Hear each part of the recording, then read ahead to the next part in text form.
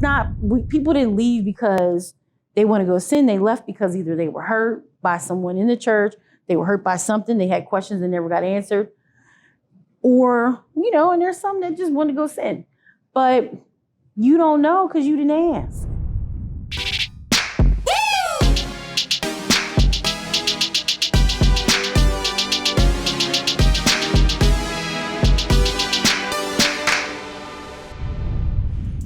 What's up, everybody? This is Lisa Fields, the founder and president of the Jude 3 Project, and I'm so excited because we have season 2 of Why Don't Go. Now, if you've been tracking with us for any amount of time, you know that we have a very popular series that we started last year called Why Don't Go. And the purpose of Why Don't Go is to sit down with young adults to discuss why they left the church. And the first part, we just love to listen to them. I feel like listening is an act of love, and we can't be good apologists if we're not good listeners. So the first part of this series, I'll just be listening to them for 4 episodes. And then we'll have Q&A where they'll get to ask me and my co-host Rasul Berry some hard-hitting questions about church and the faith. Season 2 is located in the beautiful city of Washington, D.C. I know you're going to enjoy the conversation we have with young professionals about why they no longer go to church. The first 3 episodes were amazing, right? We're about to dive into our 4th and final just listening phase, the 4th episode. I hope you enjoy it. Before we get into Q&A, we have one more time to just listen. A lot of the older generation, their assessment of young people who don't want to come to church is, they just left because they want to sin. Have y'all heard that? And they're sitting right there just by judging our intentions, but we're not, Mm-hmm. Or they in the church and they still sinning. Hello. They just doing it quietly. But also people, it's not so much the sinning, it's I don't be wanting to hear that from certain people. Exactly. Like some people, for example, some women in the church are not friendly and make me not want to be around them or not want to go. So it's just like, old lady judging you, but the old lady is not nice. She's not approachable. Or she's like, or he, like, and I say that with like, they're just not welcoming, or they're welcoming to a fault where it's fake and it's not genuine. But don't get me wrong, there are plenty of very genuine people in the church, but I do know that their beliefs do hinder them from being able to help me or being able to relate to me. So it makes me sometimes uncomfortable. So, I mean, sinning is where it's at. I'm going to be where it's at. I'm just kidding. But, it's kind of just like, okay, I'm going to go sin in my room and just be reading or minding my business rather than be here and be judged or having to listen to this old sermon that's not relevant to me. Some kind of thing. Right. It's relevant is a big I would say relevance is important. I like that word. But what I was thinking about knowing what this conversation was on my way down here, I was just like, I'm tired of performative religion. I am over performative religion. So no, I didn't leave the church because I wanted to sin. I mean, come on, what I'm doing now, I was also doing in the church. So like, we're not going to, let's not play here, right? Mm-hmm. Like, we know why those 2 got married in 7 months instead of, right? I understand. So like, I'm not judging them, right? Like, but I just got tired of performative religion. And what I was looking for was authentic connection. And it's not something that I need to have shoved down my throat to authentically connect with who I have a belief in. Not everyone does believe in God, right? But like, I believe in God. So I wanted that authentic connection. And I didn't need to be in the 4 walls. I didn't need to be at church 15 hours every week, right? When I'm already working over 100 hours a week in my office job. So it was, no, that's not why me as a young person, why I left. I left because of the fake, the phony, and the shady. And it was unnecessary. I felt like the actions were unnecessary on a daily basis. I feel like the question and the way you is like, they left because they want to, instead of posing the question, why did you? The same question we're having here. It's like, you don't have any kind of evaluation or survey for your church. So First Baptist of the Pentecostal Faith of Jesus, I'm just making up a name. You don't survey your church members. You don't ask them questions. The interpretation of the Bible comes from the pastor and however he interprets it, and his ministerial staff, and that's what you go off of. But you never, it's rare to see a church where they're asking, how are we doing? What do you need? How can we help you? And there are more progressive churches that are doing that now. And I think, again, going back to the changes in generations, you see, even with the mega churches now, Stephen Furtick, it's all about, we have, EFAMs, and so you hear the word, you go discuss it in small groups. We're here for you. What do you need? How do we keep you connected? And I think, it's not, people didn't leave because they want to go sin. They left because either they were hurt by someone in the church, they were hurt by something, they had questions that never got answered, or, and there's some that just want to go sin. But you don't know because you didn't ask. So how do you know? You're just making an assumption. And if I can add something, a lot of church, like I could be wrong, but I could have sworn, like, didn't Jesus preach to people that were sinners? So it's it's funny how church can kind of get elitist in that regard, even though people still sinning. I get it, people are human, but it's just you have to be put on this holier than thou image that's not real. And I think for me, as I was growing in church, I felt like I was changing and it wasn't in line with that. I have to smile and perform and be your friend, because some days I come to church, I do not want to talk to y'all. And it was nothing against you. I just don't want to be here. And yeah. And to add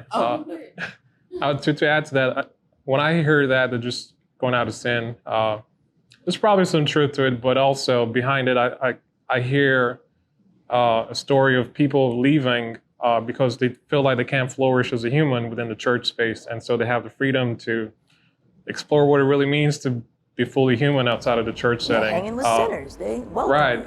So I would question what is sin according to that church definition, because to your point, back in Jesus' day, what the Jews thought were sin, Jesus had to, on the Sermon on the Mount, teach them afresh what sin is all about. So I think both ways we have an opportunity to engage in a conversation about what is sin to you, what is sin to me, and why is there this disconnect? Right. What were you going to say? And for me, I left because that church that I grew up in, oh my gosh, they were mean. They were so mean, but I was used to it, and I just stayed. And I actually went through a point in life where I went through something horrible, and I dropped into just straight up depression. And I'm like, I don't want to go to church. I'm gonna go there, and that one lady, she gonna be there. She's so mean. She gonna try to talk to me about my skirt or something. And it was it became too much. And then I left, and I went to the white evangelical ministry. And so I just came from all this pain. And now, as sweet as they really were trying. Their ignorance is, I'm getting hit again with all this pain. And I'm like, this is too much. So no, I did not leave to sin. I left to take care of myself because I was getting beat up in the church. So I just needed some time to heal myself. So that was my experience. That's so helpful. And thank you again for sharing those sensitive things. Because I think, the generation, they've seen people leave to go do whatever. And what you're saying is that's not that wasn't your experience. And I think people need to understand that in order to better serve you. So our concluding question, what would be your words to a church leader, a pastor that's listening to better engage people who have left the church or on the verge of leaving? Spend time to unlearn the harm that was done to you before you unintentionally inflict it on others. We have a lot of unpacking to do before we move forward. And I don't think in church, and I put myself as we, because like I said, I was a church administrator, so everything flowed through me. I knew all the tea. We inflict a lot of unintentional harm because of the harm that was inflicted upon us. Hurt people. I think more leaders need to unpack their own hurt. And I don't think they'll be in this situation. But that's my advice. That's good. I would say that my advice to church leaders would be, instead of fighting against the current and fighting against the generation that is here, whether you're talking, the millennials are all older now. Like, so it's not even that, it's Gen Z and all of these others. Seek to understand, seek to listen and learn. And the same way, in your day, the Clark sisters was taboo because they were too progressive. Now, remember that time, and remember, that now there's a new generation, and you have to be relevant. You have to meet people where their need is, and, stop trying to shove, antiquated or irrelevant information, to fit into a box when the box is now a circle. It's shifted. And so, you have to understand what the shift is and go with it. And I think we could see a lot of transformation in the church if people were willing to just grow. Mm-hmm. I would have to say, unlearn and heal from what you've gone through in the church before you approach another member. Because I've also seen that a lot of people are in the church and they're still hurt from something that happened 20 years ago, and they're taking it out on someone that just came last month or something. And I think if the church could do that, that would undo a lot of things. But there's a lot of pain in the church, and I think that just acknowledging that pain will make a big difference. So yeah, unlearning and healing from your own baggage before you pass it to someone else. Mm-hmm. So, for me, I would definitely say establishing a why.